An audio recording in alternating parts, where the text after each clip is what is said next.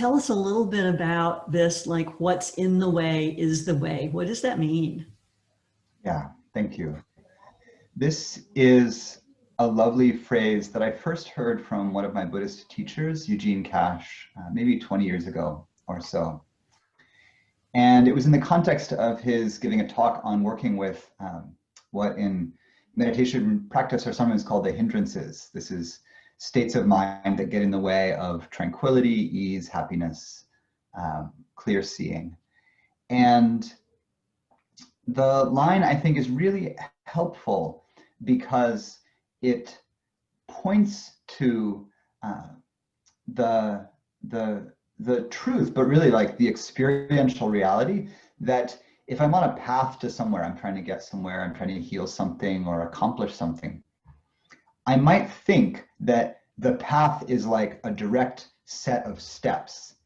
And then things that come up to block me, to impede the path, are somehow a problem, that they're wrong. Oh, it's wrong that I, was trying to, stay up till 5 a.m. to write my dissertation and I got sleepy at 2 a.m. Oh, that's a problem that I got sleepy to be somehow solved, or, I'm parenting and it's a problem that my 4-year-old is rude.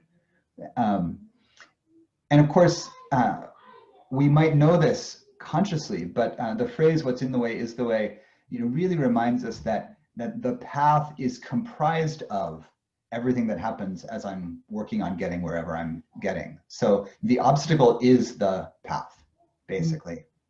The path of parenting is not, like a nice smooth, all the parents know this, a nice smooth path, and then the rude child is somehow an interruption of that path, right? Attending to the rude child is the path.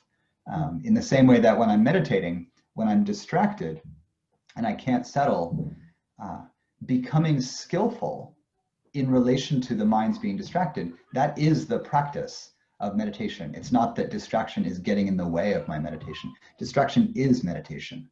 And then I have to figure out how to work with that. And I think that it's a beautiful reminder because that's true in everything, right? If you're trying to help somebody get to any goal that they have, the problems that they encounter on the way are the thing to attend with rather than somehow interruptions in the process. Well, I can imagine that when you're working with a client that it's experienced trauma, it could be a little dicey to say what's in the way is the way when the trauma is what's in the way. I'm curious about if or how you go there with them. Well, life is dicey. Like trauma is not, it's not like an error in your life path. It's not like, oh, something went terribly wrong and human life should be comfortable, and instead this horrible thing happened. It's more like human life contains horrible things and wonderful things both. Horrible things are not, an error somehow in human life. They are the truth of human life. They're the truth of any life. And so the thing that's dicey, and this really gets to this core question that you started off with around, and I'll define trauma in just a moment, which I think can help. But the question of, what to do with or how to attend to or be with trauma in a coaching relationship, which is a kind of counseling relationship, which is a kind of healing relationship.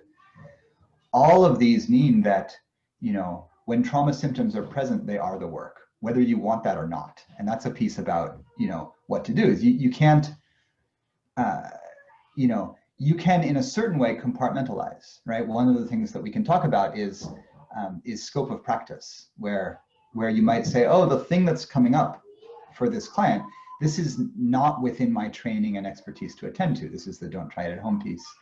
So then you say, oh, this is more the purview of a therapist. In the same way that you might say, if a client comes into you and you're like, how is it working on the things you're working on? And the client is like, oh, I have I found a lump in my armpit. You're like, go to the doctor, right? It's outside your scope of practice to diagnose that.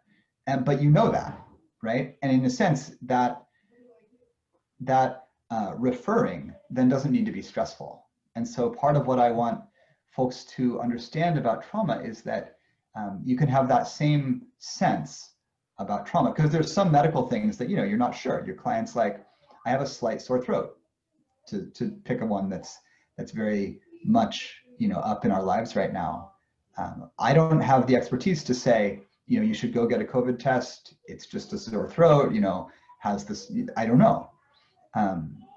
So that's scope of practice. We always have to attend to that, because there's always going to be things coming up that are within our expertise.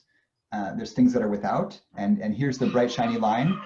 The bright shiny line is not bright and shiny, of course, is what you're implying, Allison. There's a huge gray area where we're like, I don't know, maybe I could offer something that would help this. And then other times they're like, maybe what I offer is not quite what this needs. So this is really important.